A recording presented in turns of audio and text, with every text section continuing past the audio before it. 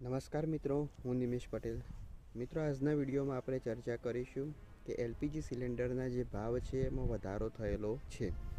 મિત્રો, તાજેતરમાં આપણે જાણીએ છીએ કે રશિયા અને યુક્રેન વચ્ચે યુદ્ધ ચાલતું હતું, જેના પછી મિડલ ઇસ્ટમાં પણ યુદ્ધની પરિસ્થિતિ સર્જાઈ છે, જેમાં ઈરાન, ઇઝરાયલ અને અમેરિકા વચ્ચે યુદ્ધ થાય છે. મિત્રો, જે ખાડી દેશોમાંથી આપણે તેલ અને ગેસનો જથ્થો આયાત કરીએ છીએ એમાં હવે ઘટાડો થશે. એટલે તાજેતરમાં કેન્દ્ર સરકાર દ્વારા એક મહત્ત્વનો નિર્ણય લેવામાં આવેલો છે કે જેમાં અંદર આપણે એલપીજી ગેસનું બુકિંગ કરાવતા હતા, તો એ જે બુકિંગ હતું એ આજે બુકિંગ કરાવીએ તો એના 21 દિવસ પછી આપણે ફરીથી ગેસની બુકિંગ કરાવી શકતા હતા.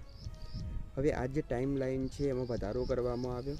આજે હવે આપણે ગેસની બુકિંગ કરાવીશું તો હવે 21ના બદલે 25 દિવસ પછી આપણે બીજા એલપીજી બાટલાની બુકિંગ કરાવી શકીશું.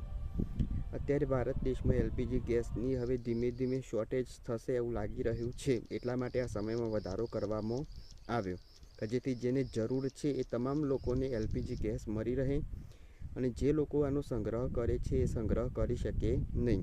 એટલે આના ભાવમાં પણ વધારો કરવામાં આવ્યો, અને સાથે જ આજે 21 દિવસ પછી બાટલો ફરીથી નોંધાતો, હવે 25 દિવસ ફરીથી આને નોંધવામાં આવશે.